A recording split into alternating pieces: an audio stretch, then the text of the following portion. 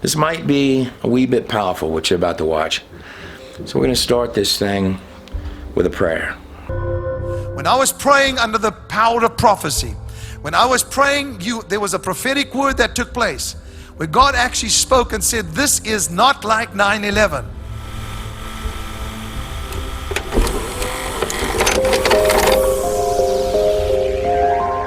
In fact, I just pray right now, at the very start of this video, Lord, I ask your hand on every single person that watches this video. I pray for the President of the United States, who is bad-mouthed by all sorts of, quit bad-mouthing your president. Terror, catastrophe, death, violence in a very strange and subtle way.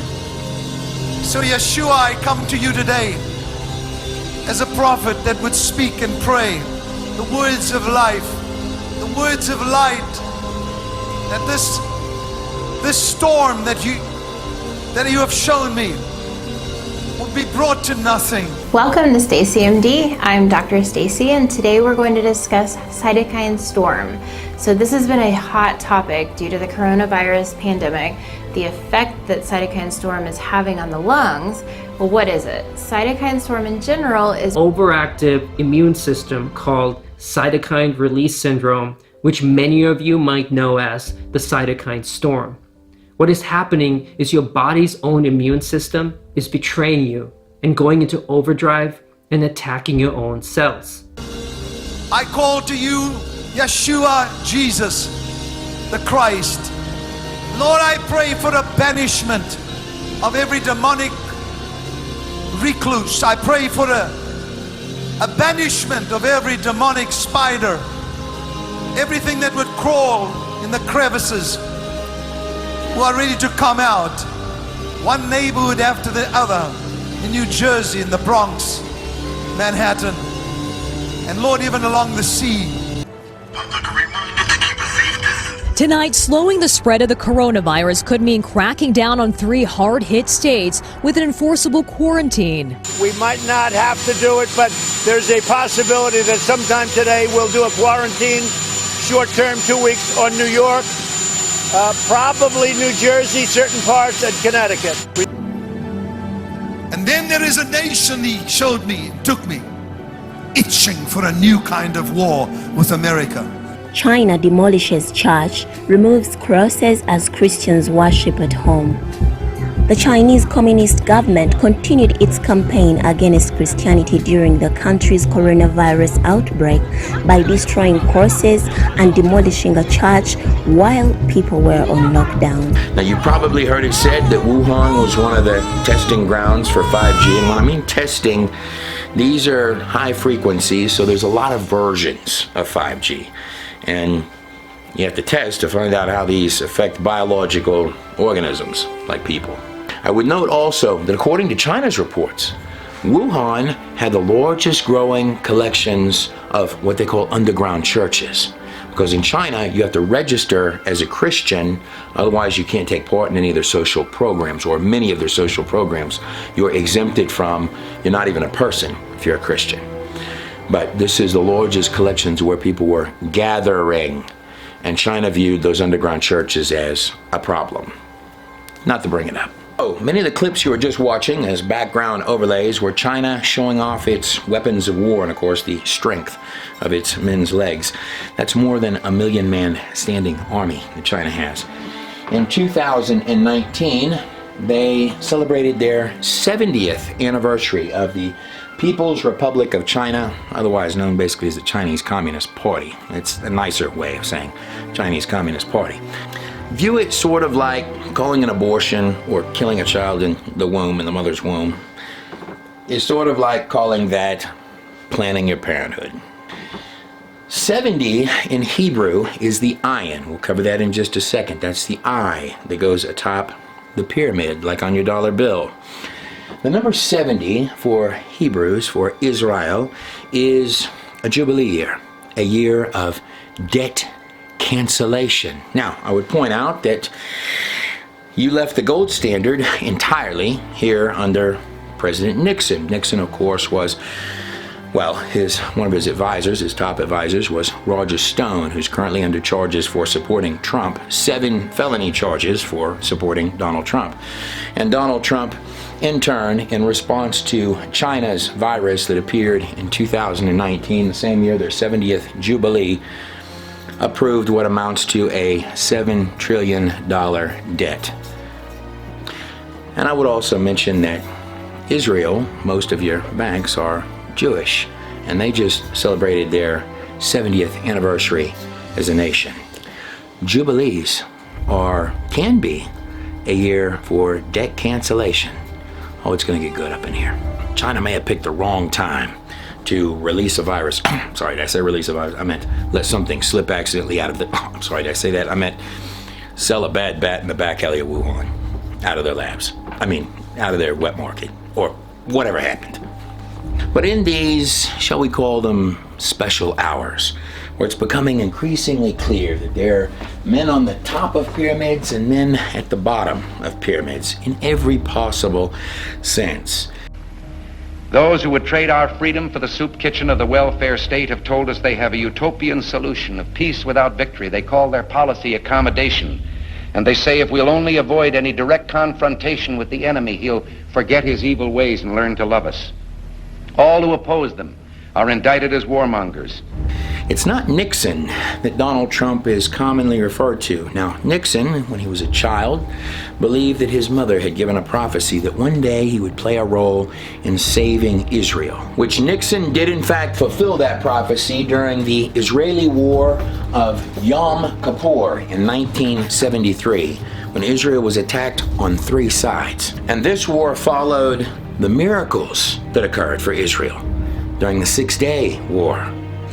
But Donald Trump is commonly compared to Ronald Reagan. In fact, his numbers on many accounts, including the economy and favorability, despite what your media say, are above Reagan's by light years. One of my friends turned to the other and said, "We don't know how lucky we are."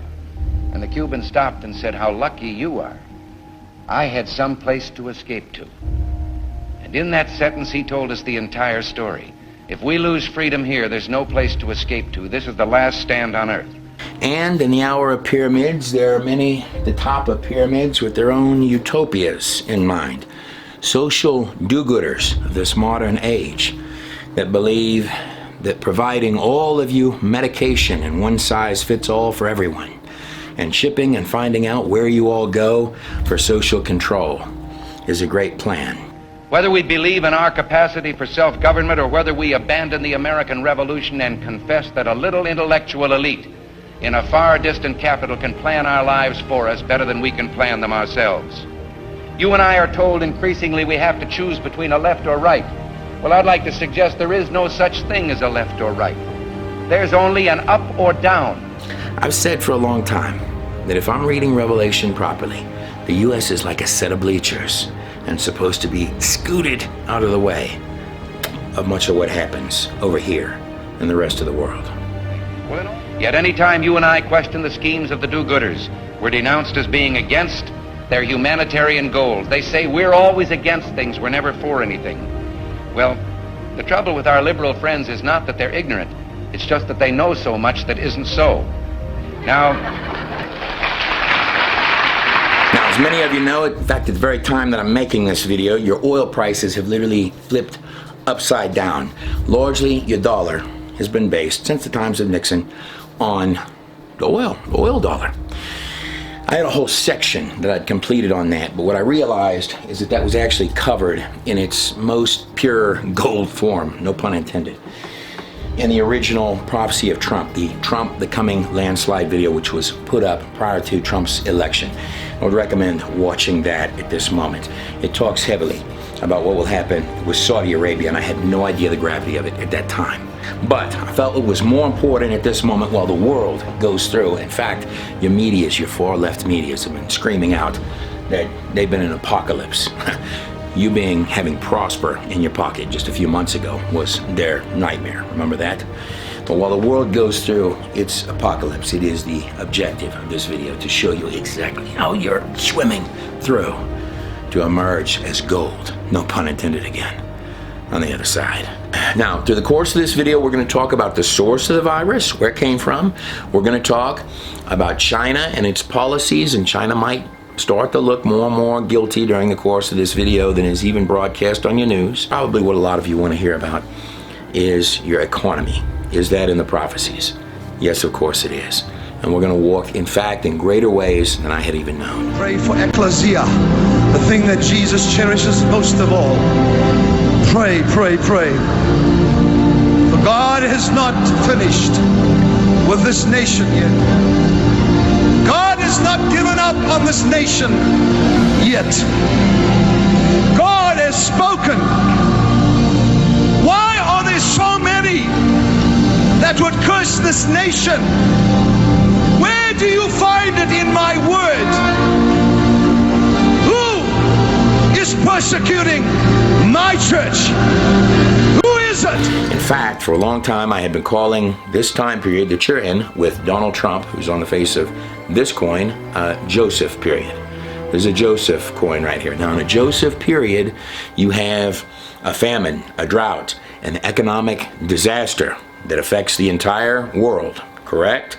And in that time period, following that time period, you have a nation that was listening to the Lord through Joseph, whose economics would come back in a wild and crazy way, correct?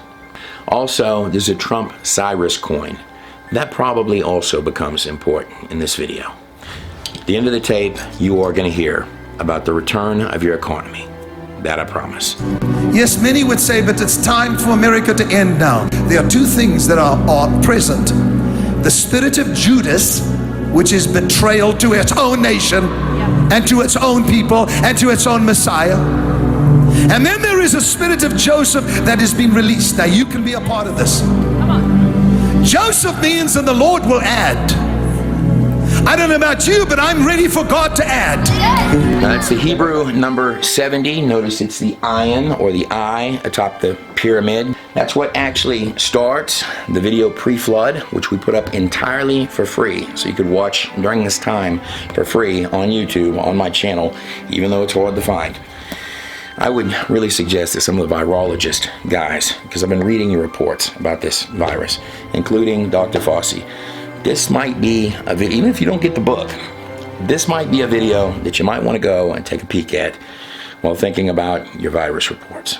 Recently, few warned that over the last 2 years, Xi's war on religion has reached its worst. In 40 years, he accused the president of turning faith into a tool for the indoctrination of the communist ideology.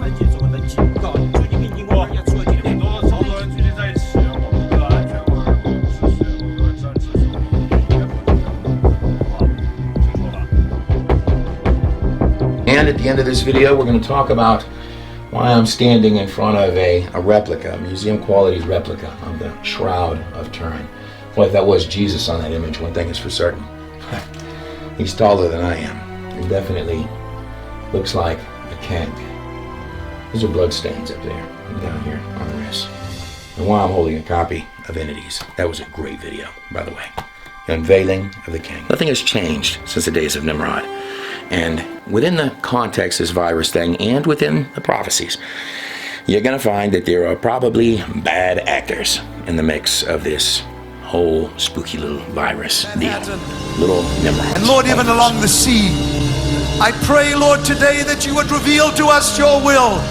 I pray today, Lord, that you would speak. I am not afraid to speak the word of the Lord. Through this nation, I've done it before, and I'll do it again. I want you to notice that part of the prophecy coming right after this storm that's attached to plague, and it hits New York and New Jersey the hardest, that he boldly raises his voice. The prophecy is even in the inflection of the smallest details, that this would be at a time period where people were afraid to speak or afraid to even question common things. God, in a nation that I promised.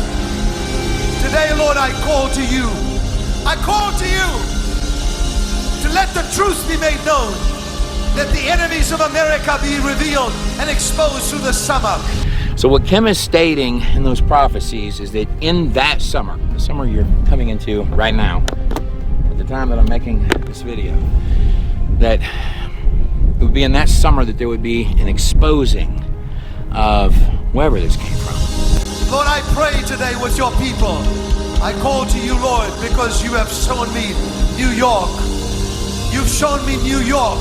You've shown me, Lord, how the enemy has once again planned something, but this time it is completely different. It is not like 9/11. There is nothing like it. This is the most strange infiltration that shall come upon your screens. It shall come upon you in your movie houses. It shall come upon the places of comfort and pleasure. And they shall infiltrate, and they shall say, well, but even apparently black them out. China banned travel in and out of Wuhan province, according to Brett. Right. But they let people from Wuhan travel internationally and infect the rest of the world, and this is the result. Now, that would mean to me that they knowingly, consciously, assuming all this is true, as reported, that they protected themselves and screwed the rest of us with the help of the WHO. Sources tell Fox News that the initial transmission of the virus was bat to human inside the lab, and that patient 0 then spread it as it went into the population in Wuhan. Now, this was something that Sharon and I said almost word for word on February 14th, 2 months ago. Now, credit where it's due, we drew the information from one of the news sources we look at regularly, ZeroHedge.com. Zero Hedge, for reporting this story in February, was banned from Twitter. And Sci Friday was yanked by a couple of our online outlets for saying this very thing 2 months ago. So if your current soft narrative has now materialized to become, this is the current version. Okay, we said it was a bat, but it was a bat. Even though we told you it was a conspiracy to say it would have come down from the lab down the street, we've amalgamated the two. This was a bat that was in the lab down the street. That's the news story. And a guy in the lab, they're just sloppy at these Chinese labs. He caught the virus, goes out to eat at the wet market. He's patient 0, now he's spreading the virus. Now let's just extrapolate further, because here's the truth. Your prophetic stuff is stating that there was intent here to hurt your markets, to hurt your economy. That's clearly true no matter how you argue it at this point. I was praying under the power of prophecy. When I was praying, there was a prophetic word that took place where God actually spoke and said, this is not like 9/11. This is the most subtle thing that is going to happen. It's going to affect you on your screens. It's going to affect you in your places of pleasure in New York. It's going to be in places they did not think about. This prophecy that appears to be telling you nearly verbatim about this virus, I mean, you couldn't get more point by point, comes from 2015, June of 2015, the same set of months of 2015 that Bill Gates did his now infamous TED Talk. If anything kills over 10 million people in the next few decades, it's most likely to be a highly infectious virus rather than a war. We've invested a huge amount in nuclear deterrence, but we've actually invested very little in a system to stop an epidemic. We're not ready for the next epidemic. Bill, respectfully, Mr. Gates, before I go any further, you're like the grandfather of big tech. And the Lord puts you, I just came back from South Africa, which is where Kim Clement is from, and is a place where, Bill, if you were not billionaire Bill Gates, and I know you've done a lot of work out there, but please, let me submit to your hand that right now during this coronavirus, if you didn't have $1 to your name, they wouldn't even give you a bag of food today, Bill. You are in prophecies by Kim Clement from South Africa, more colorful than the beanbags in Alan Kay's office, which my dad sat on a lot of times. Bill, you're a billionaire that used to talk about his rooms full of trampolines, and now you show up telling people that you've got clean syringes, vaccines, and you want to chip them. Topic number 4, Bill Gates. Yeah, we're going there. Robert F. Kennedy Jr., chairman of the Children's Health Defense, published an article at the CHD's website, taking aim at Gates and his goal of immunizing the world. 我注意到，在美国也会有一些网友甚至攻击您，说病毒是从您疫苗的这个研制过程中出来的。您在用什么样的心态面对这种声音？ I'd say it's an ironic if you take somebody who's doing their best to get the world ready and, putting, in my case, billions of dollars into these tools. It's too long to summarize the article here, but in a nutshell, Gates, through the Bill and Melinda Gates Foundation and the influence it wields with the World Health Organization through its generous donations, trying to partner with the ID 2020 Alliance through the Gates Foundation's Immunization Foundation, the Gavi, which is the name of the group, partnering with the ID 2020 Alliance to not only vaccinate the world, but include a digital ID with those vaccines. This would be a computerized record of who's been vaccinated and all of this information stored in a registry. Is this the mark of the beast? Not necessarily. You can see how it could be used that way. Bill, I support medicine, I support doctors, and I support your pursuits, as I understand it, out there in South Africa to give kids clean water. Boy, it would be nice if right here at home there were ways for us as Americans to speak proudly of the father of big tech, Bill Gates, and to proudly proclaim your name in the churches of America. Good sir. Gates specifically outlining the type of potential virus that would be most infectious. Notice how it eerily predicts parts of COVID transmission. You can have a virus where people feel well enough while they're infectious that they get on a plane or they go to a market. You yourself can be carrying it. You might not even know it. That'd be the worst thing in the world, is to go to church to worship and to sit next to someone and infect them. Right here, this is the headline that I copied off of a Bloomberg article. It reads, China Xi writes thank you letter to Bill Gates for virus help. That's the exact title. You couldn't make this stuff up. So I guess there's really no question that China heard the TED Talk with that coronavirus looking image up there, and at bare minimum felt to themselves that gee, if people are misinformed, 3 trillion, you say, goes down the drain. Bill, while I was putting the clips together, someone here very close to me from South Africa shared with me a South African story about a man that I'd like to just share quickly. It was a man who was a very successful businessman in all of his pursuits. In fact, did a lot of good for the people and had an incredible family and was an overwhelmingly successful businessman. And he had spent his life doing all these things, these very good things. And then he died. And he hadn't really, in his life, he was so focused on his business, all of these things, and many of them were great. They were all great things. And the Lord asked him, and he was shocked to find out that these things that seemed foolish, but there he was, there was the Lord. And, he said, I've done all of this, I've done all of these things, I've done all of these things. So much good for all of these people. The Lord said, but I don't know you. And he said, I spent all of my money on doing these good things. And the Lord said, before me, you're bankrupt. And I just pray right now for all of I tell you, we're praying, Bill, you are on prophecies that are colorful beyond imagination, that are more colorful than any of those China neon lights. And that there will be an infiltration and dark moments will take place. I'm talking about actual electricity and lights taking place. When I heard and I saw this in my garden, I said to the Lord, why? I was the one that said many years ago that there will not be another 9/11 like there was.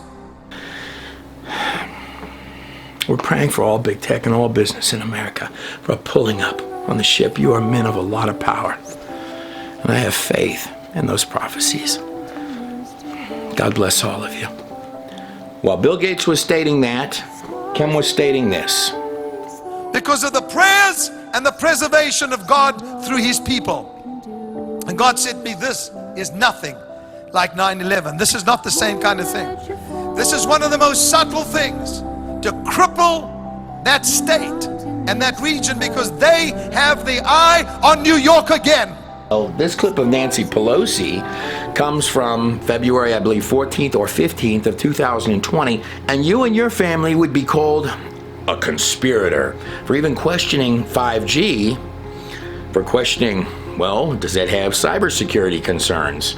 Well, is it really safe, particularly if it's coming out of China, the infrastructure of it? I mean, me and my family, we've bought Chinese electronics at Walmart and they broke within 2 weeks. Are you sure it's safe if we put in large 5G towers? And China is the builder of those. Now I'm going to say something that may not be agreeable to many of you here, because you invited candor, no lecture, but candor, and that is the subject of 5G and cybersecurity. China is seeking to export its digital autocracy through its telecommunication giant Huawei, threatening economic retaliation against those who do not adopt their technologies. The United States has recognized Huawei as a national security threat by putting it on our entity list, restricting engagement with U.S. companies. It doesn't seem like the smoothest way to deal with China. It's a giant country, when we've just worked out enormous trade deals in U.S. benefit with them, to up in their face state that we believe as Americans, coming from your lips, Nancy, that you as China are threatening financial economic retaliation if we do not accept your 5G networks installed in countries. Thank you for getting up in their face about it, Nancy. I'm sure that was overwhelmingly helpful, the situation. Thank you. Those were your words, right? The way Trump commonly phrases stuff like that is just like China wants the economic benefit to go to China. Trump would like big tech here in America, which is in your districts, Nancy, to go to Americans. Facebook, YouTube, Google. What do the world's 3 most popular websites have in common? You can't access them in China. That's because an army of government workers blocks and filters the internet in the world's biggest censorship operation. Its nickname, the Great Firewall of China. It shall come upon the places of comfort and pleasure, and they shall infiltrate, and they shall say, we'll even black them out. We will even cause them to be so terrorized, because there is darkness in one section and darkness in another section. Long Island and Babylon and New York, all these regions, we will blacken it out, and then we will cause them to hear and understand that we are in charge. You will not do this as you plan, but the Spirit of the Lord says. Now what Kim is stating there, and I want to be very clear about this, is that there were very, very evil things planned upon you that go further beyond this, but that those things will not go as planned. China CCP have the plan called 3F. One is weak America. Weaken America. Weak America. Yes. 2, to make kill America. This is very seriously. Okay. We pray right now for a covering, a blood covering, over the people, the economy, and the prosper of the United States and the lives of American people. And we pray also for the lives of everyone in China under the Chinese Communist Party. You say that America is too naive to believe what the CCP say. Yes. Yes. This is why I won't provide about the CCP any truth. Political, culture, army, and economy. Yes. This is why I'm here.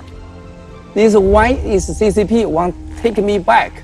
This man's name is Miles Kwok. He was granted asylum here in the United States. He's a Chinese billionaire, and he's exiled from the CCP, the Chinese Communist Party.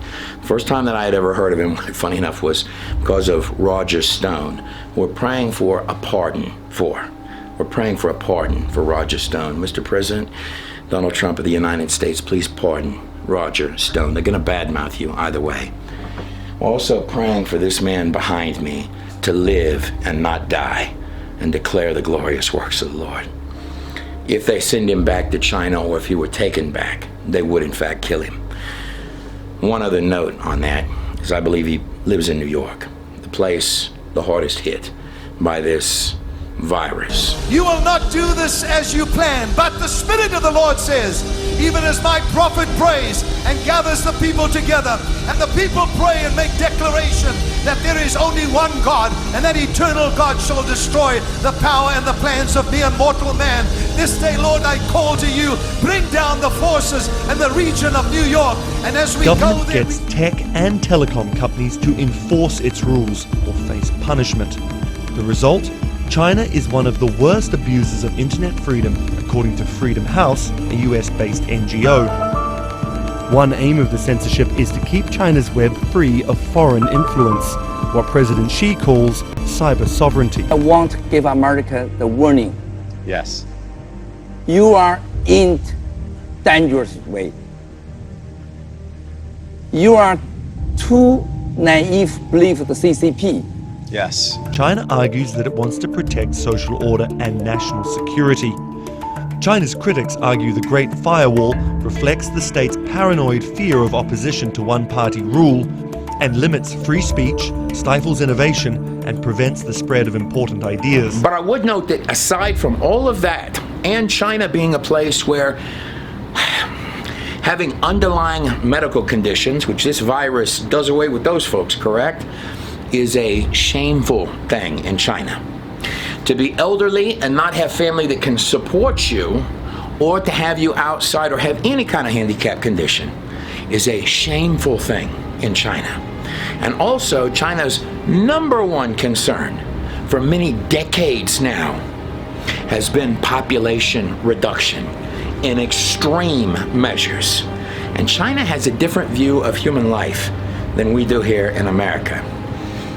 All of that would have been called a conspiracy to even mention about 2 weeks ago. Communist Party Congress in October, China ramped up its online crackdown, blocking American messaging service WhatsApp and clamping down on virtual private networks or VPNs, commonly used to get around the Great Firewall. At one stage, even Winnie the Pooh was banned after bloggers used the cartoon character to depict Chinese President Xi Jinping. And the word toad was forbidden on the social media site Weibo after a giant inflatable yellow toad in Beijing was compared to former President Jiang Zemin. And you also can't question China, where it came from. The largest supplier in the world of pharmaceuticals, including respiratory pharmaceuticals. And this specifically came from Wuhan, China, which I found interesting because I began looking at reports like the Lord drew my heart there. Like a lot of people's hearts were drawn to state on social media or other places. I'm praying for big tech. There's something fishy here. President, Go ahead, Mr. President. Thank you, Mr. President. You were just criticizing the WHO for praising China as transparent, but you were saying many of the same things about China just a couple of months ago. So, I mean, how do you square your decision to... Well, I did a trade deal with China, where China's supposed to be spending $250 billion in our country. We're going to be watching very much to see. Now, we got a little bit waylaid by the virus. But look, I'd love to have a good relationship with China. But if you look, and we made a phenomenal deal. China has paid, because of me, China has paid us tens of billions of dollars over the course of a very short period of time. Billions of it. Some of that money has been spent to farmers where they were targeted by China. We cannot let that happen. We can't let that happen. So we ended up signing a very good trade deal. Now I want to see if China lives up to it. I know President Xi. I think he will live up to it. If he doesn't live up to it, that will be okay too, because we have very, very good alternatives. Talking about Mr. President. Go ahead. Mr. President. But the farm murders in South Africa, now these are all sort of appear to be earmarked gold, diamond, oil, very heavy metal, mineral-rich properties and lands, and taken away from farmers of every race, creed, and color in South Africa, Zimbabwe, and beyond. Because the United States has been unable to imagine a better future which goes beyond 4+1G. Where they've been unable to imagine what 5G can offer. I'm not even going to comment on all that, except to state that South Africa did used to be a first world country that required absolutely no aid, and you are currently, since the time frames of Obama, providing what amounts to hundreds and hundreds and hundreds of millions of US dollars in taxpayer dollars worth of aid to South Africa. America's not getting any minerals, oil, diamonds, precious metals, but China is, for providing what? Huawei is a cell phone company in China. So they're getting free phones in South Africa and laughing at you that all the minerals are going there and you get nothing?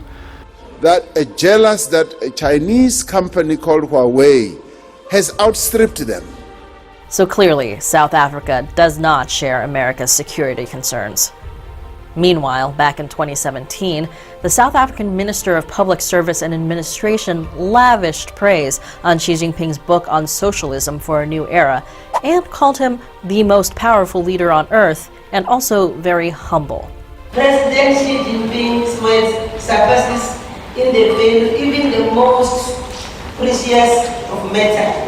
And those who weren't already terrified by farm murders and selling cheap to the Chinese, well, a virus would make that even more desperate, wouldn't it? At least 50,000 people are employed as censors, filtering out keywords and blocking websites the Chinese government disapproves of. There's also an army of social media influencers who, by one estimate, post 480 million pro-government comments a year. And deals that would benefit farmers in the U.S.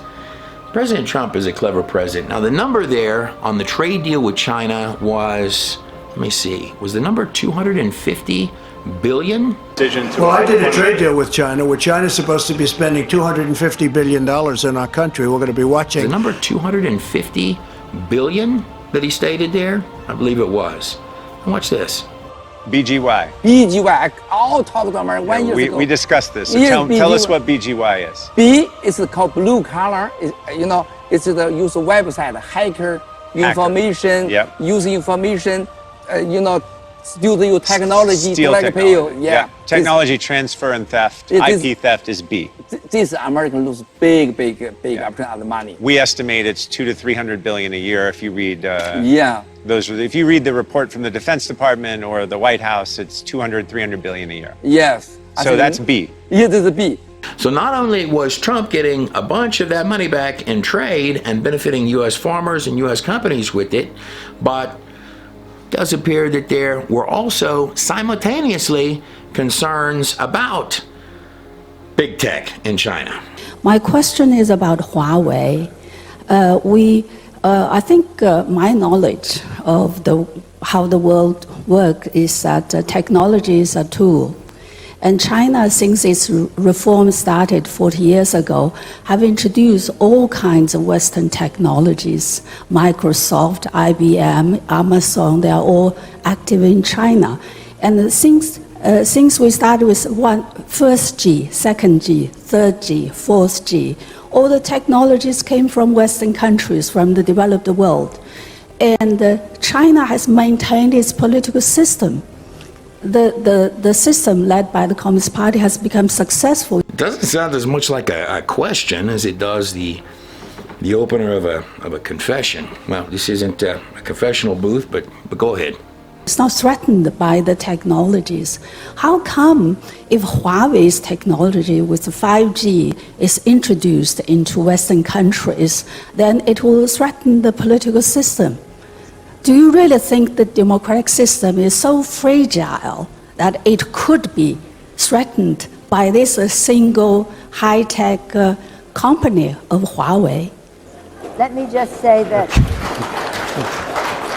to you that are applauding back there that Huawei was created by reverse technology of American initiatives. That was one of the main ways that they got started. Just this little company, Huawei, want to install your system. Why is big problem? We just through there pull all the information over to here. Why you scared of little thing like this? Oh, that's priceless, and it's a little old lady telling it to you. This gets better and better. Come on, it's just a baby dragon. You're not scared little baby dragon in, are you? Come on. You can handle the dragon. It isn't a question of we have Huawei and we are a model, so why are you afraid of Huawei? We understand the power of technology, and I say, and I've been tracking China for 30 years on trade and the rest of it in terms of intellectual property and the rest. And I tell you unequivocally, without any hesitation, be very careful when we go down this path. But speaking of Nancy, that probably takes us over to what she may now be best known for, and that's the attempt at 2 articles of impeachment against Donald Trump. Now, a lot of people might not remember that in the last parts of 2019, just before this virus magically arose and destroyed your economic markets, which were literally booming at that time, your medias, namely your far left medias, were crying out for the economy to fall. But according to the people who do hate the president, it's all going down the tubes now. Trump waking up this morning to a trending hashtag he was likely desperate to change. Hashtag Trump recession. It came alongside headlines warning that the economy is in distress, maybe even headed for a nosedive, which Trump's own aides admit could spell political disaster for the president and could pose the gravest threat yet to his re-election prospects. I call this another Trump slump. Now, these clips are not from after the virus struck. These clips are all from late 2019, while the economy was literally booming. They were screaming out for this. A giant dark cloud has taken its new place on the horizon as potential big trouble for the Trump economy. The threat of recession is real. But if the global economy, including the United States, is taking a step toward recession, what does that mean for this presidency? It's political suicide. Ooh. It's pretty obvious that these establishment Trump-hating hysterics, all of them, of course, living comfortable coastal lives, actually want a recession because they think that's the best way to get rid of Trump. And I wanted to play all of those from all of that battery the Fox News put together, all of those liberal media news clips demanding and decrying that the economy needed to fail were also at the same time in August, October, leading towards December of 2019. While they were doing their impeachment, they were crying out that they needed the economy to fail. I'm just stating those are actually their words. At least one of them is honest about it. I've been saying for about 2 years that I hope we have a recession, and people get mad at me. Yeah, I wonder why they get mad, Bill. Perhaps because in a recession, real people, working Americans, get hurt. Hurt isn't even the half of it. It's like they got their prayers that not only did the economy fail, which those far-left medias were all crying out for and hurts, but many of you are wondering where you're going to get a next bite to eat, which is what they were asking for. And more than that, many people are dead. Yeah. Mr. President, we hear from a lot of people who see these briefings as sort of happy talk briefings. And No happy talk today. And some of the officials paint a rosy picture of what is happening around the country. Jim Acosta from CNN, are you serious? Happy after all of the medias were crying out for people's bank accounts to drain? I've been crying for a recession for 2 years. And you guys are out there, you, Jim, are out there? This is happy talk? Is that what I'm hearing, Jim? Do we have enough hospital beds? Yes. We've built 20,000 hospital beds. We have enough hospital beds. Go ahead, Jim, let's go. Well, what do you say to, I mean, you watch the coverage. You know what I You're say? watching a lot of the coverage. Well, a lot of it's These fake news. doctors, no, A lot of it's fake not- news. A lot of it's fake news. Let me just When tell the you. doctors and the medical governors- experts come on our air the and governors say that reported- we don't have enough tests, we don't have enough The governor, masks. yeah, depending on your air, they always say that because otherwise you're not going to put them on. They're basically crossing a line between that and Bill Maher's desperation to see us head straight into recession. I mean, I'm scratching my head saying, what is wrong with these people? Aren't we all American first? Not happy talk for me. We're talking about death. We're talking about the greatest economy in the world. One day I have to close it off. You're a Democrat. Are you hoping for a recession? Absolutely not. I think when you, as you said, when you root against the president, regardless of who the president is, you're rooting against America. And we did the right thing, because maybe it would have been 2 million people died instead of whatever that final number will be. Thousands of people have died. There's nothing happy about it, Jim. This is sad talk. This is the saddest, these are the saddest news conferences that I've ever had. I don't like doing them. You know why? Because I'm talking about death, okay? There's no happy talk, Jim. This is the real deal. HBO host Bill Maher doubling down on his calls for a recession. He wants this economy to fail because somehow he thinks that will cause the president to fail. In other words, he doesn't like that the president is successful. I gotta tell you, I am so sick of the left rooting for this president to fail. This weapon is in a human mind. And the weapon that is in this human mind came to me when I saw some alphabetical letters. I saw some letters. At first I thought it was A to Z. Now this is a puzzle to me right now. But God almost said to me, focus on this, so that the mystery can be unfolded. The letters were A and Q. Being in line in a driving rain, very motivated Trump supporters wanting to see the president in person in Wilkes-Barre, Pennsylvania. We are Q. Some of those people wearing and holding the 17th letter of the alphabet. Are you holding a big red, white, and blue Q? Why do you have that? It's a movement, man. It's the shift. I can feel it coming. Some call it the Great Awakening. You're wearing a shirt that says Q, WWG, 1WGA. What does that mean? It means where we go one, we go all. QAnon is the people that believe in what Trump's trying to do to change our country. I was standing in my garden. Suddenly the Spirit came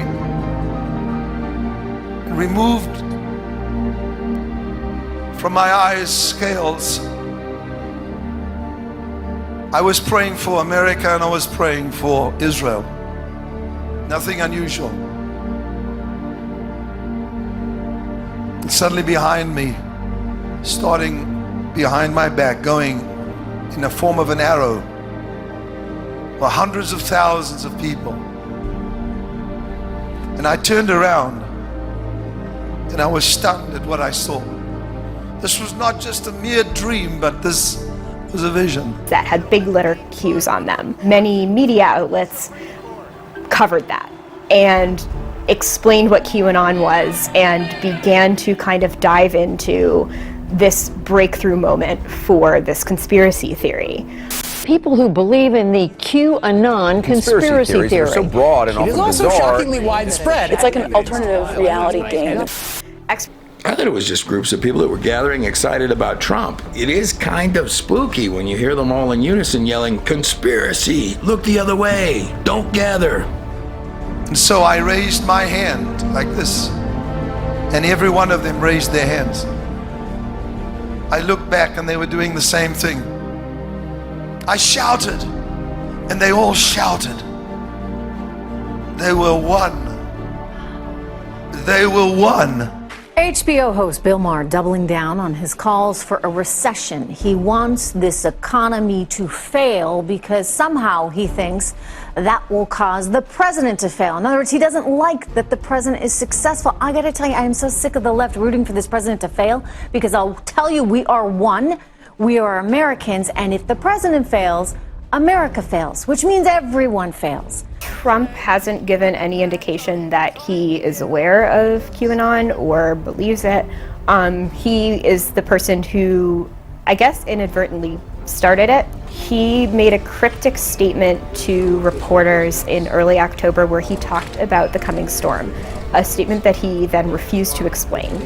Calm before the storm. The phrase "the storm" has come to be super important to people who believe or circulate these posts, where the storm refers to this kind of coming mass justice against all of Trump's enemies. After this statement a few weeks later, there started to be these kind of anonymous posts on a site called 4chan. They started spreading to other platforms like YouTube and like Reddit, where people who maybe aren't as familiar with how 4chan works or how to read it could start to access and see these posts and get excited about them. They were one party. One party of people.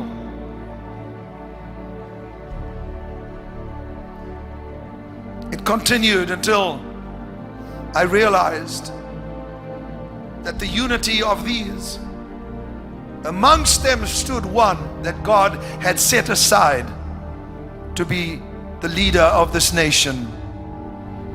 I couldn't quite see his face because that was not allowed, because there was a mist that covered all the people and he was amongst them. A key part of QAnon is this idea that Trump is, he's not just fighting against the deep state to the extent of like the intelligence agencies or the Clintons. He's fighting against what they believe to be global pedophile networks amongst the elites all over the world. They have no evidence for this. It's really crazy stuff. Guys, I would bring to your attention, some of that has turned out to be true. This is Jeff Epstein over here on the left. I think this article might have even come from the Daily Beast. And over here on the right is Lawrence Krauss. Now that used to be the glory boy for the left on the global warming, climate change, or whatever name we've rephrased it to since Al Gore got busted at it. Guys, if the celebrities want to go out and plant seeds and grow trees, I'll be the first guy to buy a bag of seeds for them. It would have destroyed your freedom. This was a tax for the air. The prince of the air now wants a tax for the air. There's nobody, by the way, fellas, though Lawrence Krauss now sort of appears, even by your own articles, to be in the Epstein type of crowd. Speaking of children and abuse, that's Lady Gaga right there. I would argue that most everything you see on your medias, even these very news shows, is just served up. It's not even good quality garbage. This is an award ceremony right here. So what is that? That's supposed to be like a bloody outfit with the face pulled up. So we're either trolling victims of something in this image, or just wearing something weird to look like we were trolling victims, or who knows what we're doing in any of these images. Whether it's something far worse underneath the surface, or if it's simply what it looks like. Apocalyptic Christianese style imagery designed to provoke and get a response out of Christians with occultic looking imagery combined in this particular instance with this is Madonna with the X on one eye. Ooh, I guess that's to symbolize the coming of the Antichrist and the day is at hand. I, however, hold the minority view on all this, that even Nimrod's wife, Inanna herself, Inanna or Semiramis, if she were to live in these very hours today and take a look at what has become of all of their ancient symbolisms, I think even Inanna would say the end of the world is indeed at hand. And even looking forward at where we've come as the founders of that first city and tower, the founders of Babylon, I think Inanna would be so depressed. So, and with all humble respect, even for Madonna, Lady Gaga, and all of the rest of them, portrayals of these ancient fertility goddess type things, look, for every Christian and even for the pagans, ladies and gentlemen, I think it's important for all of us, even if you're a pagan, to come to understand what exactly and precisely those texts were stating. Here's what I know, is that probably to the common Americans, they might be just getting burned out by it, and even have gone beyond the point of wondering if behind Bizarre there's something worse going on, to the point they're kind of asking the same questions that Donald Trump would. Why are we paying for it? Let the Lady Gagas pay for the World Health Organizations, if that's what they want to do off of their clickbait stuff. But it's even larger than that, guys. Nearly all of your large budget Hollywood movies, Like the theaters are closed right now, that's part of the prophecies. Might not be a bad thing. The large budget Hollywood films, you go and watch them, and underlaying those, they've got to have far left leaning agenda like views embedded in the films. And hear me out on this. Even if myself or other Americans actually cared about the Hollywood crowd and how wonderful they are because they bought a Prius, gentlemen, even if people supported every one of those squirmy little bratty sounding views, many of the views, some of them, a lot of them, it's still gonna burn you out, man.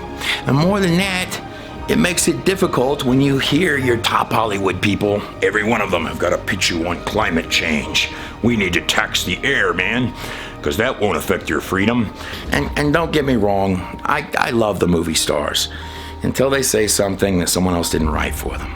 Bottom line, guys, yes, I think probably what you're watching is the public running from even the remotest thought of their medical advice because they take this stuff seriously. Coming from the Lady Gagas of the world or the organizations they support. And then at the very, very top of the enormous heaps of freshly squeezed raw sewage, you might even arrive at the glory of rooms where paintings such as this one, with Bill Clinton in a blue dress with cute little red shoes on, might be hung. Then indeed, you surely know you've arrived in life. Are you gentlemen serious when you actually call the other side a conspirator? And you guys are look like you're backing stuff like this? But guys, shh, maybe there are speculations that a guy like Epstein didn't kill himself in the New York jail where the cameras weren't working. In fact, let me take that further. Maybe there are more speculations. There are rumors that float loose. Ooh. That he might have been a Mossad asset, an Israeli intelligence asset, in some kind of a project that apparently, according to the claims, did far too well, getting world leaders and important people caught up in dirty stuff on film. I have no idea. So you guys over there at CNN, I mean, you can see how, out there in South Africa, it blasts CNN on the television all day long. Fox News and other agencies that would speak well of what's happening in America are not playing there. The only thing that plays there is guys like you guys. Now, you can easily see how they're looking for all sorts of other sources on the internet, which, by the way, is why we're uploading a lot of stuff to the God in the Nutshell project, the God in the Nutshell channel. But guys, over there at CNN, when you're stating, well, there was a large conspiracy and movement of people calling themselves Q who thought Donald Trump was against pedophiles. By the way, that's probably a good thing, guys. And number two, that pedophiles in high places might be arrested. And that's a conspiracy, you call it. Can you see, gentlemen, how that would cause a disconnect with the common dude? I think even for Lady Gaga or Madonna, that would be like a disconnect on that particular issue, guys. And guys, I've read the articles on this thing. You can make excuses for how innocent all of it is all day long.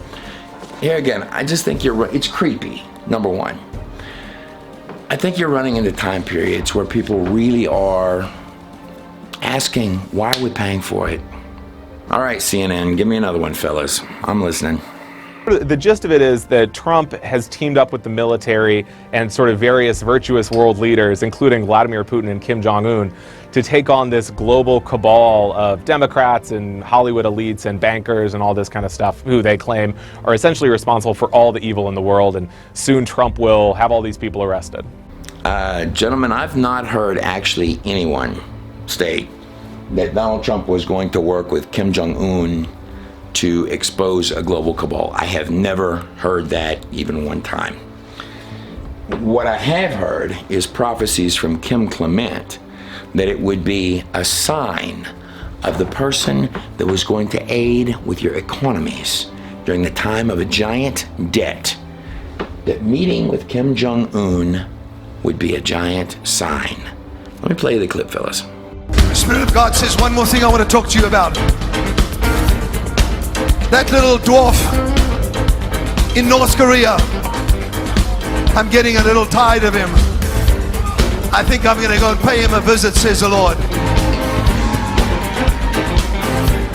You watch and see what I do. Come on, come on. And that will be a big sign that the man that I'm sending with a stone for the giant is emerging, says the Lord. Prophesy and shout it out. Now, that's going to become important at the end of this video, the prophecies at the end of this video, that the man that I have chosen with the stone for the giant, and that stone is going to tie together with socialism and debt. It's almost magical how this ties up with a neat little bow tie at the end of this video. Man with the stone for the giant is emerging, and the word emerging is indicative of something larger, something new in store for the future, in a good kind of way. At President Trump's rally tonight in Pennsylvania, scattered among the crowd are people who believe in some conspiracy theories that are so broad and often bizarre, it's difficult to believe, to put it mildly. It's no longer an isolated thing. Take a look. The sign with a Q on it stands for QAnon. This video is from the presidential rally in Tampa 2 nights ago. Last night on the broadcast, we focused more closely on what the group believes in and their views from the fringes of American political thought. Okay, respectfully, gentlemen, Anderson Cooper and the Daily Beast guy, I went to quite a number of these Trump rallies, and I will tell you that at these rallies, if you're getting on to the Q people, I met with quite a few of the anti-Trumpers. Some of these were Planned Parenthood gals with pink things shaped like their yoo-hoos on their heads, and which is, man, that's belittling to women, guys. But respectfully, gentlemen, at these rallies, my understanding of the Q movement is a little bit different than y'all's. Let me share with you my understanding of it. Fox NASCAR above Daytona International Speedway live. Air Force One, President Trump arriving here at Daytona International Speedway. Thank the Lord, or the Great Dragon, or whoever we in big media pray to. Those gatherings have stopped for the great blessing of the coronavirus to stop those kind of horrible gatherings of common Americans supporting their nation. By the way, I pulled all of these prophecies, including the ones that hit a ball out of the park at the end, from maybe 3 old Kim Clement tapes. There are hundreds and hundreds and hundreds of these, which Donna Clement Petruska, that's Kim Clement's oldest daughter, hundreds of them on all VHS tapes that she is digitizing. So it would be Kim Clement or houseofdestiny.com, where she puts those up.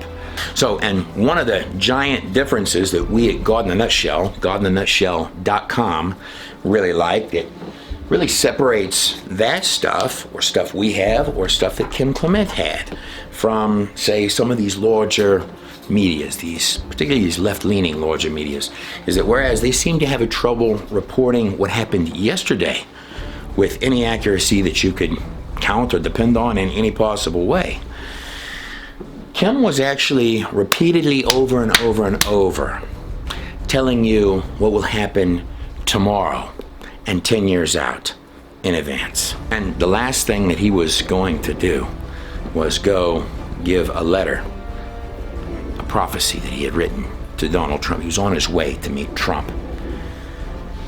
That was the last thing he was on his way to do. He never made it. We covered that in the last video. Energy. We've had great racing on the track, but we've got the president landing right now. The fans are pumped up. I mean, wow, what a day. It's one of the most incredible things I've ever seen to see. They said that plane's 800 feet above the racetrack right now. What an entrance by the president of the United States. Now, this is a puzzle to me right now, but God almost said to me, focus on this, so that the mystery can be unfolded.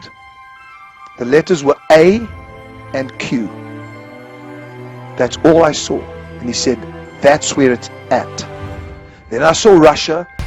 This Russia thing with Trump and Russia is a made-up story. It's an excuse by the Democrats for having lost an election. And the deep state to overturn the results of the 2016 election have failed. So why are we talking about it tonight? Well, because supporters of QAnon were out in full force at President Trump's rally in Grand Rapids, Michigan on Thursday.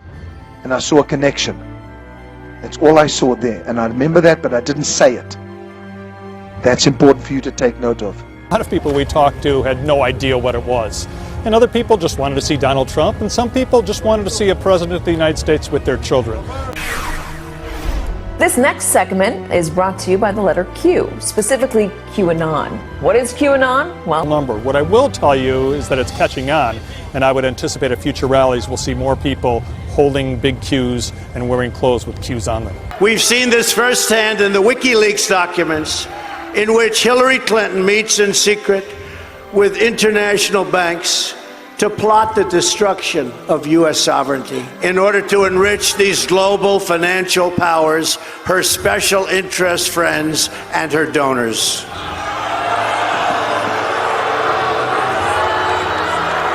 So true. so that was at the end of the campaign when he was talking about this grand conspiracy to keep him out of office. What they're really upset about is not that there's a group of people that decide to call themselves Q, but that there's large gatherings for the President of the United States who they don't like. That's the bottom line. Well, back when I did the original Trump prophecy video, I'd never done anything like this before. I did biblical, I did ancient history stuff, all sorts of things. The batteries of different types of people liked. Doing a political thing was never my thing. I ran into trouble the first time that I supported Trump. This is a Trump 2020 t-shirt, by the way. What is the remedy here, though? I mean, is YouTube, is Twitter, is Facebook, are they looking at this and saying this is an area that we need to police a little bit more? I remember getting phone calls from one of the largest outfits in the UK, maybe the largest, I don't know, I'm not going to state. But one of their head people there called and called and called, and even lady that did secretarial stuff at that time, she talked to him several occasions at length for hours, because this guy really wants to talk to you. I got on the phone with him and he was stating that he was going to do these wonderful articles about the Trump prophecy video, which you'll find is now, you can't even find it under my own name. I put a link in the bottom. Well, he was asking for me to screenshot for him algorithms, and it seemed like the Google algorithms of some of the YouTube channel stuff. And I told him I can't deliver you that. First of all, it's private stuff. They can give you better videos than just if you type in Hillary Clinton evil. So the autoplay is the issue. Exactly. They can, like, there are better ways for things to happen automatically to you on the internet. Better algorithms. Yeah, exactly. This isn't a speech issue. Like I always said, this lady here is expressing concern about is the same thing that I was taking phone calls about the same time that this interview was done, from large foreign government funded, no less, news agencies overseas. Except they were couching it different than that. I told the guy, look, man, you don't have to, straight up, man, you don't have to lie to me. I can clearly see within a few mouse clicks that every article that you guys support is against guys like me, that you're going to badmouth me. If you write anything at all, you're going to badmouth me. Which is fine. I mean, hey, man, hit me, do the interview, which I did an interview with him. But his main thing was, he kept calling back asking for, we'd like you to screenshot the back end of your YouTube account. Can you do that for me? And I told him on the phone, you know, I can't do, first of all, I mean, I wouldn't do that to Google or anybody else's service. And I wouldn't also be a guy calling, there's something fundamentally wrong with even calling and asking for that. Large news agencies are calling up a small fry like me, and I asked him, maybe there's something not wrong with the algorithms. Maybe people just enjoy encouragement and their economy being good. Which is, by the way, some of those are reasons that we have begun putting up, and also other video providers. If you want to write to us, I've begun putting a lot of videos up on God in a Nutshell. When I ended up talking to this guy, called the guy back, and I told him respectfully, we can't do that. And beyond that, we believe that you're probably asking a lot of Christians for this, and we don't want, because of these type of interviews, we don't want Google or anybody else being pressured by large medias to bury stuff because you don't like it. But yet, these large medias are allowed to scream out, hey, China, or whoever's listening, if the economy failed, we'd be thrilled. So here's where, at God in a Nutshell and myself personally, I've been very thankful for big tech, for social media. I still am. I love them. I love these services. But if you have a feeling like if you speak about supporting your president or your nation or doing a biblical documentary or an ancient history documentary, that you'll be shunned, and whereas somebody that might cuss at me, which has happened a lot on media, all sorts of places, which is fine, will be lifted up and I'm to be kicked down. It takes an enormous amount of work to make presentations that people on the left or the right might sit back and enjoy, whether they agree with it or not. So bottom line, at God in a Nutshell, we have actually been investing in our own servers, and there are other ministries doing this as well. So if you're a writer, a blogger, a video maker, or you do articles, there's no reason not to have your stuff on multiple spots on the internet. And also, if you're proud of your work, it's also nice to have it in places where it may be showcased as opposed to maybe shunned. But I would note that I don't know why there are enormous medias from foreign lands, and this is during the time period that those foreign lands and those large medias are yelling that there's been foreign influence in the election, calling little guys like me to state, why did you say something supportive of the president? Let us see your Google algorithms so we can go bully them into making sure that that doesn't happen again. Guys, that's not fair. Now, I was absolutely surrounded by evil, and I felt as Daniel did, praying for his people. Now, joining me now is Will Summer, reporter for the Daily Beast, who's been writing about QAnon pretty much since its inception. Appreciate you being with us. Do you have any idea how many followers QAnon actually has? How many people believe in these conspiracy theories? Because guys, I do not believe there's any conspiracy whatsoever. I believe that you have discovered Americans that have vast arrays of views that support the nation and like to see good things happening to it. And then on these major shows, they're trying to belittle people and call them conspiracy people to make them nervous or bashful or afraid to be happy about their country. Same thing that was happening to me by some large foreign news agency and others. And guys, I mean, me, you can do it, but people supporting their land. NBC News reporter Ben Collins has been covering QAnon for the past year. He reported the amount of pro-QAnon supporters at the Trump rally in Grand Rapids on Thursday as absolutely shocking. Okay, so guys, I'm guessing that this right here, that the number of people showing up is absolutely shocking, that's the real trouble. That these were groups of people that had gone to back internet channels because they were scared if they shared their ideas that they would be blocked. Even common dialogues about what their president, who they were excited about. That was the gist of what I got from every single one of them. That these were people excited about the nation, excited about the economy, and excited about their president. Now, it is true that many of them also believed that there were parties in this nation that would go to extreme lengths to keep them from gathering, to keep them from talking, to stain the president's presidency, and to destroy the economy. Now, we all know that that would be a conspiracy to believe any of that. But what I know for a fact, gentlemen, is that for you guys to call hundreds of thousands of people declaring we are one with batteries of different ideas who are excited about their president and their nation, and you guys on major medias are calling them bizarre for loving their president? There's something wrong with that, gentlemen. But on the flip side of it, you guys' defense, I kind of sympathize with those sort of crowds who by large major medias are being called conspiracy people as the little guy, because Bill Maher had called me a conspiracy guy at one point for talking about Trump being correlated with Cyrus. Now this is notably before he was calling out for the economy to fail. Let me have Bill explain it to you. So, how to square that circle? Just say Trump is like King Cyrus. Was raising him up like Cyrus. They're calling our president, Donald Trump, they're calling him Cyrus. Donald Trump is a Cyrus, gets it. President Trump will be like Cyrus.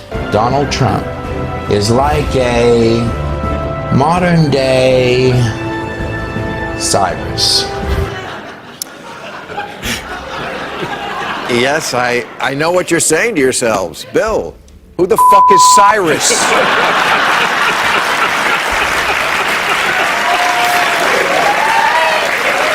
Okay, I'm gonna tell you.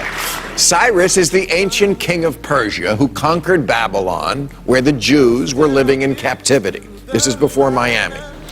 Yes, Bill, it was before Miami, and those are also Egyptian pyramids behind me. Now, I would state this, that you guys weren't laughing as hard when that conspiracy theory became life. I mean, Trump did win, correct? And not only that, but the prophecies all the way back from 2012, 2014 were stating that he would have massive groups of supporters who went by the name Q, right? Bill, I'm gonna send you a set of these here. These will be plenty of material. You'll get these in the mail. So there'll be plenty of material for you to make fun of and call conspiracies. Right at the top there, say the truth. You know, in hours of lies, the truth becomes the most valuable thing. Anyhow, you're gonna get a set of these, Bill. The back covers look awesome, don't they? These do look awesome on a coffee table. And those prophecies also stated there would be an impeachment with 2 little articles. In fact, Nancy Pelosi would have known the outcome of her impeachment had she watched this video, which was uploaded before her impeachment was completed. Isn't that neat? The conspiracies get thick, man. Hey, Anderson Cooper, CNN, I've got another one for you. Notice I've got no sleeves on, so watch, you can see my hands, no sleeves, no cords in the sleeves. So I want you to watch closely while I walk you through this one, because you can even go check it out. Did you guys know that China, who wanted to do the infrastructure of 5G for the United States, did you guys know that the lucky number in China is 666? I'm not making it up. But this social credit rating goes far beyond a traditional credit score, which is based on your finances. China's version factors in everything from jaywalking to smoking on trains to buying too many video games. If your score gets too low, you can be banned from buying plane tickets, renting a house, or getting a loan. Nearly 15 million people have already been prevented from traveling. Journalist Leo Hu is one of them. And episode 666, of course, is the mark of the beast. A lot of Americans and Westerners are afraid of it. But in China, where we ended the first half of the show on China, 666 is actually considered a very lucky number, and many shops display the number 666 in order to hopefully get some good fortune. Of course, as the World Bank data shows, China has passed the U.S. as the #1 economy in the world on purchasing power parity. He recently tried to book a flight but was told he couldn't because he was on the list of untrustworthy people. I can't buy property. My child can't go to private school, he says. You feel like you're being controlled by the list all the time. It can recognize more than 4,000 vehicles. Chinese technology firms such as SenseTime are helping the government effort by developing advanced cameras that use artificial intelligence to track just about everything. Oh, okay, so that's all you guys want to do over in China.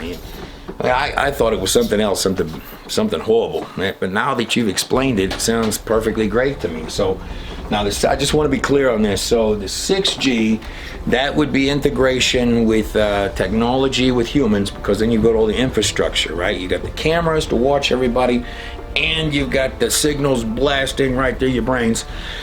And then on top of this, what you've got is now you got the integration, because we've got to integrate with those machines. More than this, you've got a system where you couldn't buy and sell, and plus the cash is probably filthy anyway. You could catch a virus. handing that cash back and forth. You got some kind of a social credit system, so you can't buy or sell without the credit system. And of course, the luckiest number you could possibly have would be 666, right? Man, this almost sounds, boy, it sounds familiar. It's almost like I've heard this in an ancient book before.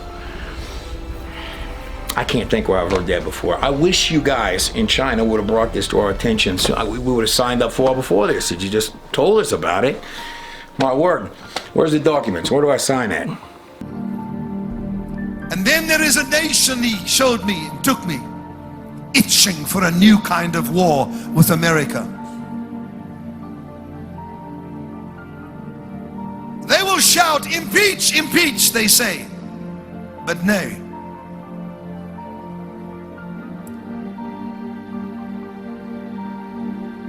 This nation shall come very subtly. But he shall not come in the time of President Obama.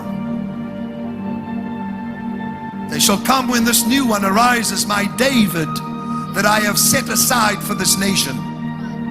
A man of prayer, a man of choice words. Almost 3,000 years ago, the prophet Isaiah wrote these words, "Darkness covers the earth, but the Lord rises upon you, and his glory appears over you, for the Lord will be your everlasting light." As our nation battles the invisible enemy, we reaffirm that Americans believe in the power of prayer. We give thanks for the majesty of creation.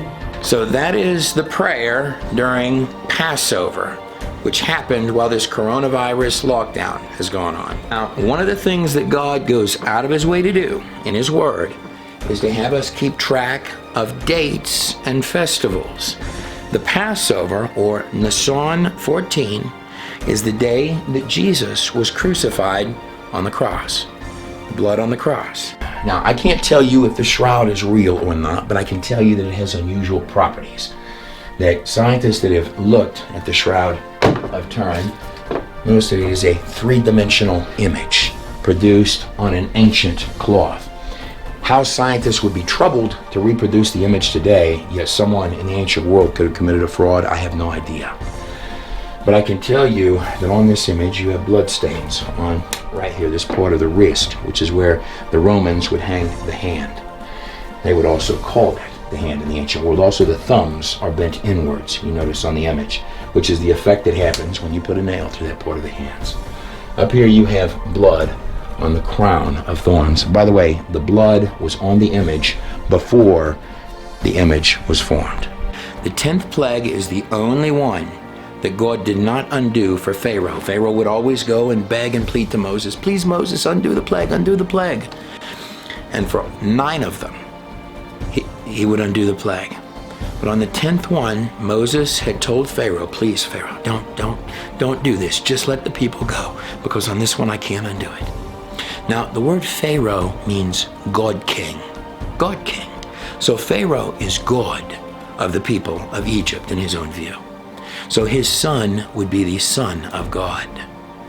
Now, the only plague that God did not undo was the killing of the firstborn sons of Egypt. There was a cry in Egypt unlike there had ever been before or ever would be again. So on the 10th plague, when Pharaoh holding his dead son, the dead son of God, the pagan god of Egypt, the last god of Egypt to be challenged, every plague of Egypt, all 10 of them, corresponds with the god of Egypt, beginning with a snake. So the entire story is a message to the snake. But on the last one, when Pharaoh says, "Moses, please raise my son from the dead," and Moses said, "Goodbye, Pharaoh," there would be no son of God raised from the dead on that Passover. Now, speaking of the hours of Nimrod, and Abraham, a lot of people don't know this, Abraham was passed through the fires of Nimrod. The fires of Nimrod. Abraham, after this, meets with this unusual king called in the text Melchizedek. Melchizedek is not actually a name, it's a title. It means king. The first king of Salem or Jerusalem. And the last part of the name means priest of righteousness. There are only 3 parties in your Bible called king and priest. Melchizedek, Jesus Christ, and you, the church. Good Friday, as we prepare to pray, is one of the darkest days in the Christian faith, in that Christ stood in substitution for our sin. But the resurrection is our victory. But it parallels with the Passover. I'm going to read 2 verses and pray out of them about what we want to have happen. We want this plague to pass over. So just like we did in the movie Entities, the unveiling of the king. So, and as we'll be going over heavily in the movie Nimrod, Abraham met with this unusual king who first appears to him with angels to the right and to the left before they go and destroy Sodom and Gomorrah. This was the king that Abraham paid tithes to, the king that when he met with him broke open the bread and the wine. Now, if Jesus is called the returning king, then that would have to mean that this was an empire he had ruled before, correct? But speaking of prayers for plagues, these are all now available as ebook on Amazon or over at God in a Nutshell as a complete package that you can watch that fast right after this video. We begin with the serpent, the little serpent guy right there. There's a priest of Ra throwing his staff to become a serpent right there. That's actually in the tomb of the Pharaoh of the Exodus. But the 10th plague, the one that comes right after the 3 days of darkness in Egypt. 10, by the way, has a lot of unusual properties. First of all, it's a universal whole number, but it's also God's number of completion. After 10, Pharaoh were done. The only one that God did not undo, this was the first Passover. Jesus was crucified on Passover, and that was the first Passover. Now, they were instructed to paint the blood of the lambs on their doorposts, and the angel of death would pass over their home. Even the Egyptians were beginning to follow these practices because they were beginning to fear God. Only, it's not just the blood on the doorposts, it's the symbol of the Tav, the last letter of the Hebrew alphabet. And in pre-Canaanite texts, the symbol of the Tav is a cross. They were painting crosses on their doorposts in Egypt. Now, from the beginning of the story, Moses was telling Pharaoh, he was saying, Pharaoh, God has told us that we're to go take a 3-day journey, just as Jesus was in the tomb for 3 days, into the wilderness. And then we're to do a sacrifice to God. And Pharaoh would say, how do I know that you're going to return? How do I know you're going to come back? And Moses never told Pharaoh, we're coming back. And then Pharaoh would say, what sacrifice are you going to give to your God? And Moses would tell him, I don't know. The Lord says there will be a large sacrifice, and the Lord will provide. It's almost funny in retrospect. So, if authentic, this would be the actual cloth from when Jesus was in the tomb for 3 days. This would be the cloth that he would discard before he walked out of that tomb.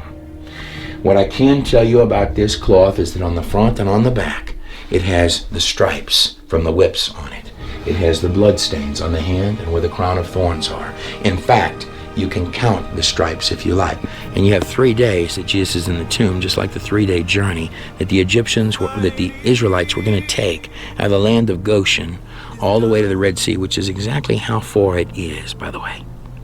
And Pharaoh would arrive there at the same time, going through that long canyon. I've stood there all the way to where the Red Sea's parted. Now, when you pay for something, you get a receipt. In this case, a scientifically unduplicatable receipt. And I've stood on that beach before.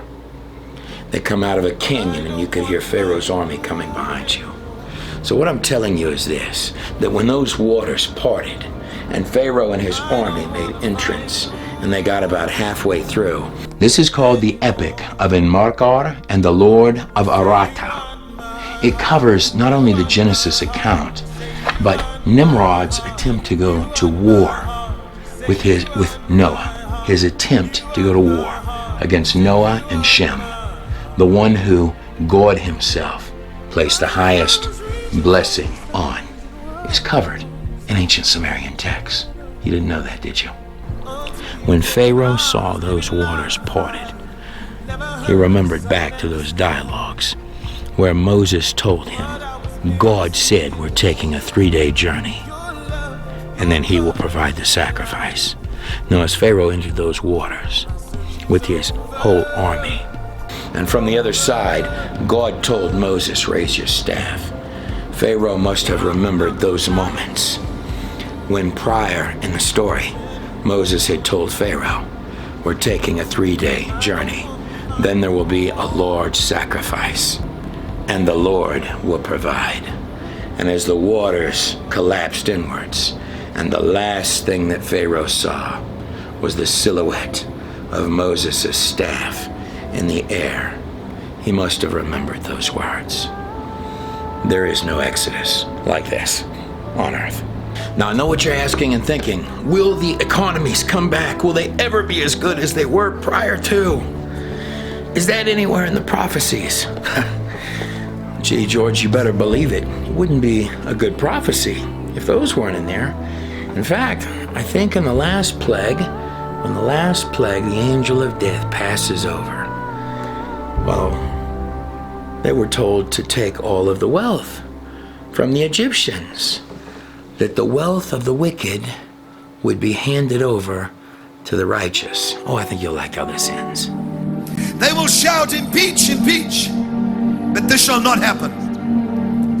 And then God says, highly embarrassing moments when another Snowden arises. And people will become very afraid. They'll say, we have no protection. And then God says, am I impressed with your weapons of war? Am I impressed with the strength of your men's legs? Ha! I have said I will bring this nation to its knees. And God said, you have been humbled, and yet some more, and then you shall hear the sounds of great victory. For where are the people gathered? Where are my people gathered? Where is the sound of unity from my people? I want just this crowd here and all the thousands watching all over the world, just do me a favor, just for about 30 seconds, raise up your voice and shout. Come on! China does boast what is often called a 1,000,000-man army. So I am concerned about the parts of the prophecy that say, am I impressed with the strength of your men's legs? That's a lot of legs. The prophecy goes on to state, you have been humbled, speaking of the United States, and then some more. Where are my people gathered? So there's some problem with people gathering during the time that he's seeing in this prophecy. And then you shall hear the sounds of great victory. And in the following 2 weeks, which is a 3-week period, you shall slowly come to the fore. For they are saying, how do we kill the giant? How do we kill the giant of death? How do we kill the giant of socialism? How do we kill the giant of human secularism? I have placed that man amongst you, a humble man. And as Samuel stood before the brothers, and they had rejected David to come because of his age, take all these little remarks I'm giving you. They are gems. The name and the word gold. Remember that. A man that is amongst them but is young. And God says, these that shall reject him shall be shocked at how he takes the giant down. Now hear me please. No matter how you slice this, you're coming on very unusual moments of history. Now, when I say there's one amongst them, and he is young, there's a lot of speculation that might be Kushner, but I cannot be certain of that at this moment. But I think when the Lord says you're about to be shocked, I think it's in a pleasant way. And I think for many of you that are Christians, that have been thinking about financial things, maybe dealing with currencies, maybe dealing with the U.S. economy, may be dealing with things that people called you foolish for. Your hours could be at hand. I want to smooth right under the radar with all of those things that I just said. And I want to bring up one other part of his prophecy where he says to China, am I impressed with your weapons of war? I'm not certain what that means. We heavily pray right now over anything that China would do. They're mad. They're over there, they're mad. And that's probably not going to get better quick. He says, you have been humbled to the United States. And then he says it again, and then some more. Specifically what he says, you have been humbled, and then some more. And then the sounds of great victory. And the original Trump prophecy video, Trump becoming landslide, I'm going to quote you verbatim the passage used at the end of that video. 2 Chronicles 7:14. If my people, that's God's people, who are called by my name, shall humble themselves. Lord, take us through the hour of humbling. And pray and seek my face and turn from their wicked ways. America, pull from your wicked ways. Pull up on the ship. Then I will hear from heaven. I will forgive their sins. And the last part, once again, and I will heal their land. Your land is becoming healed. Now, in the course of this, now remember those passages that what was meant for evil will be turned for good. That the wealth of the wicked was always meant for the hands of the righteous. That was its very purpose.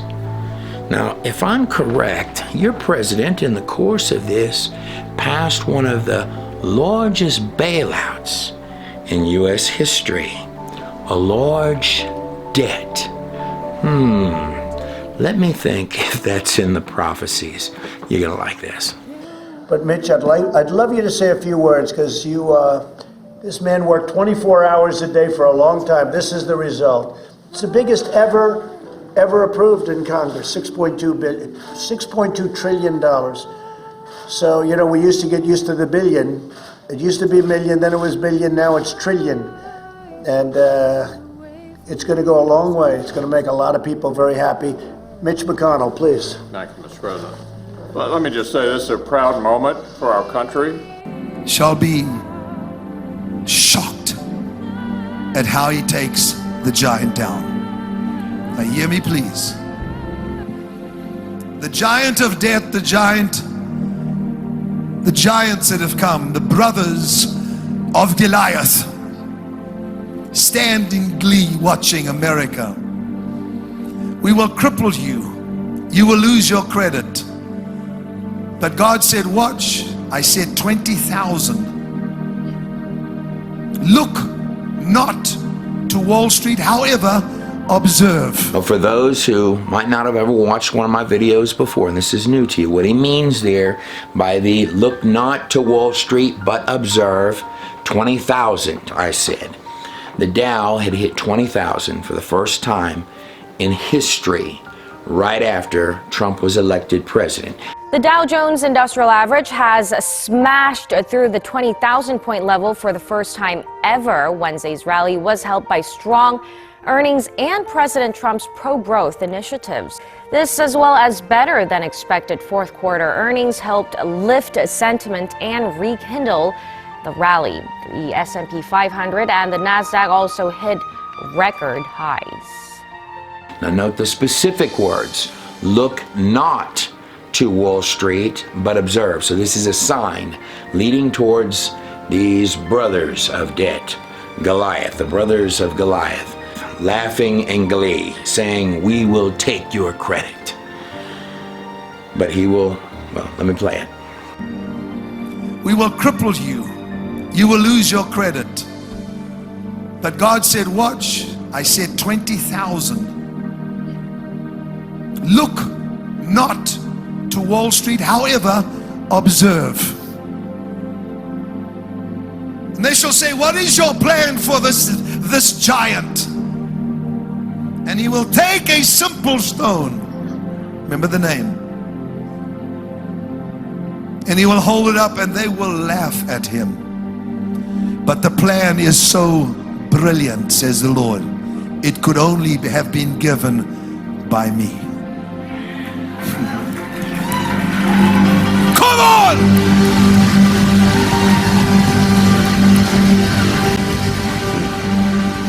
You have the most amazing days in history coming ahead. I've always been talking about this since the beginning of the book.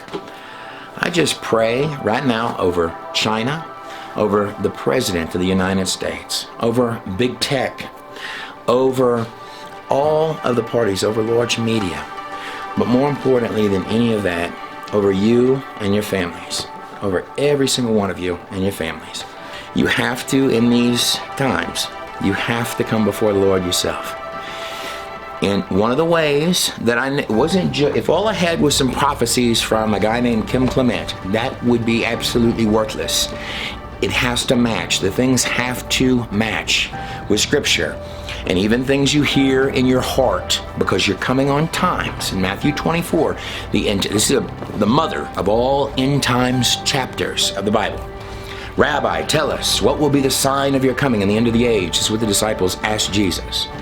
And he says, see that no man deceives you. The entire passage, this entire passage is encapsulated, literally bound and locked in with this concept of deception. That deception is the name of the game in the end times.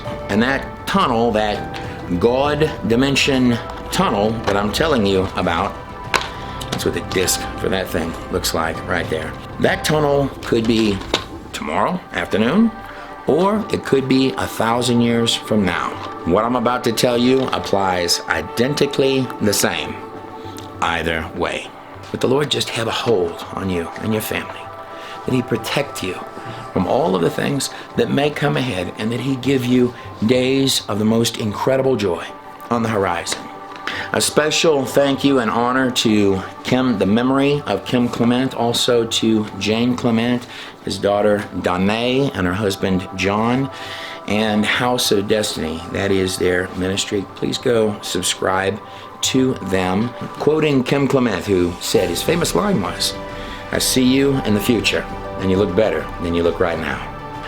No, the greatest test is in the hours, and God goes out of His way to tell you that He's planning to surprise you when He comes back. He's coming at a time you won't expect. He goes over this many times in the text.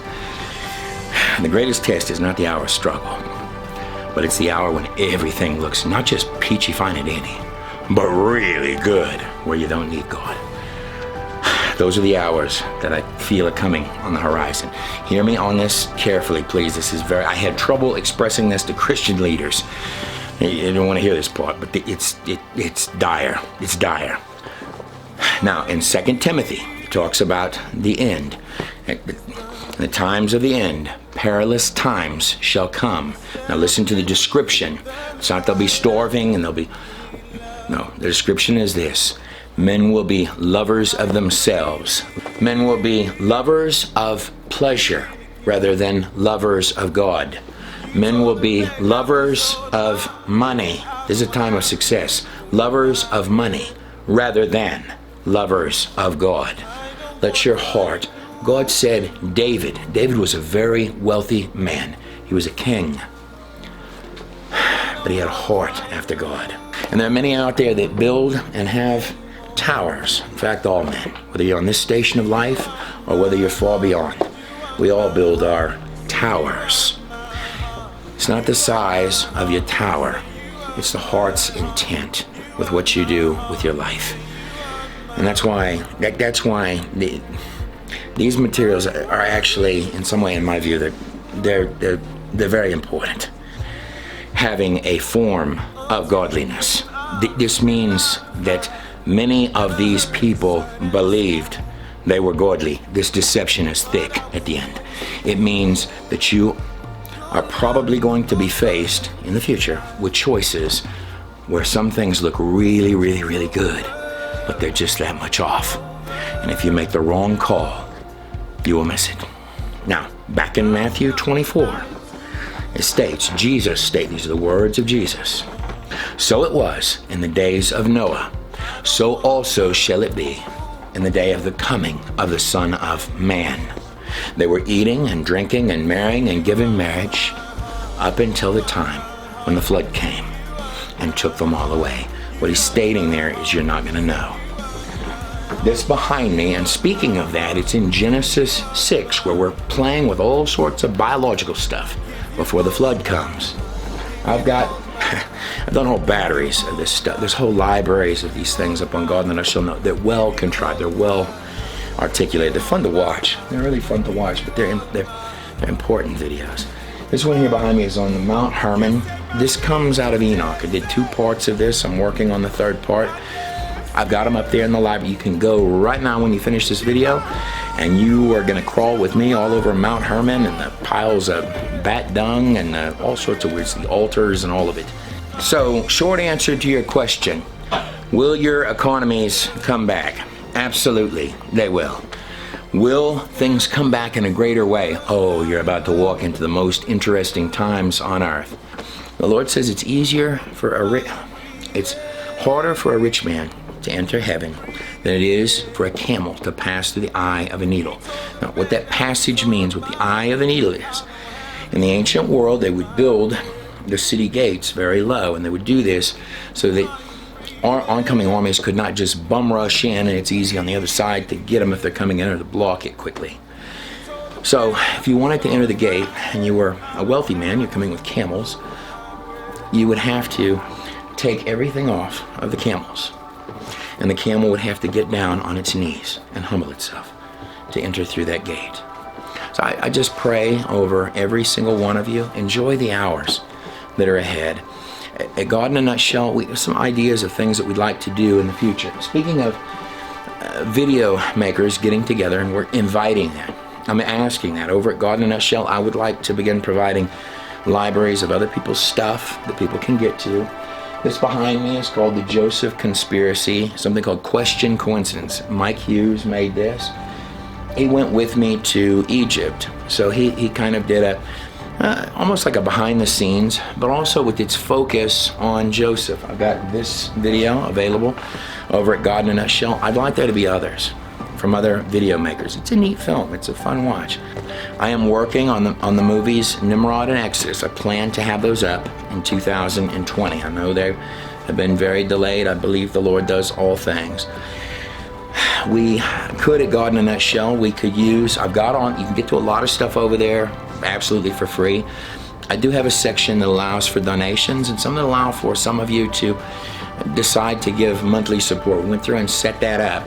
Again, I actually turned it off for a while, but I turned it back on during this, actually right now while I'm making this. But this is what you're looking at on the screen right here. This is actually the canyon that the Hebrews walked through as they made it to where the waters part. In the book of Exodus, and those waters that you see as you're emerging behind you, that's Sharm el-Sheikh. That's where the waters parted, and those mountains on the other side are Saudi Arabia, where Jebel el-Lawz, or otherwise known as the Mountain of Moses, is. I'm really praying to be able to do some things for Christians and in presentations in a larger way than we've been able to do in the past. No matter what you do, come over and subscribe. I'd like to be able to send you things that might not send through other ways. Plans to prosper you and not to harm you. This is always God's intent. I'm back in 2 Timothy when it goes on. Men will be lovers of pleasures rather than lovers of God. Watch out for these things. Lovers of money rather than lovers of God. Rebellious, disobedient to parents. Boasters, prideful, without having natural love or natural affections, those whose love has grown cold. Also, a special thanks to Trevor Demir. Wouldn't be a proper God in a Nutshell video without some fireworks at the end. Now hear me out. I want to tell you a few things about your fireworks and about your economy. I wrote the song Transform the World that you've heard in this video, as well as another song called You Want My Heart by Blessing Tone. He's the one that produced that song and wrote the music for it. Go support and subscribe to his stuff. Look there, see if there's a CD there that you might enjoy to get. But we are very thankful for the music composed by Trevor Demir. Now, it wouldn't be a proper God in a Nutshell, Trey Smith video. All glory, every single bit of glory to my Lord and Savior, Jesus Christ, in this video. So as we roll this thing out with our summer fireworks going at the end, let me share with you some of the gravity of this. GodInANutshell.com. This is the God in a Nutshell project that you've been watching. These are whole batteries of films we have at God in a Nutshell. And yes, they look awesome on a coffee table. And we're setting it up. Look, you can get to these immediately also and just begin watching even while the virus is going, while you're just sitting at home popping some snacks and kicking back. I would put the God in a Nutshell stuff even on our nominal budgets. I would put these things because there's a spirit in them that's different.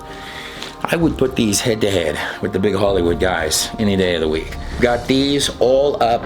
I've got all of these, this whole set here, up as paperbacks, up as hardcovers, and as a complete package. And do a review. When you get them, do a review somewhere. I spent most of 2019 on these. I've got these all up. You can see every page is laid out with these are neatly put together, guys. I've got them up as ebooks so you can get them immediately. I've got other videos up on God in a Nutshell. We're beginning to release batteries of things there. I took all the pagan stuff and I put it together. Some Christians got mad at me for that. But I took all of the texts and made them available for you, and I broke them all down for you. And I broke down the biblical text and why all of this stuff, it's important to do that because you can see immediately how superior the biblical text is to it. But all of these ancient people were telling, look, there's nothing, I'm not just saying that to say that. In this case, it's really true, guys. You're holding something unusual in history. So come on a journey with us. You've got your full pick of journeys. In Jeremiah 29:11, it states, the Lord states, for I know, not I think or I might, but I know the plans that I have for you. Plans to prosper you and not harm you. Plans to give you hope and a future. All glory in every single one of these videos to, right back there, that's first page of one of the books. Yod He Vov He, my Lord and Savior, Jesus Christ.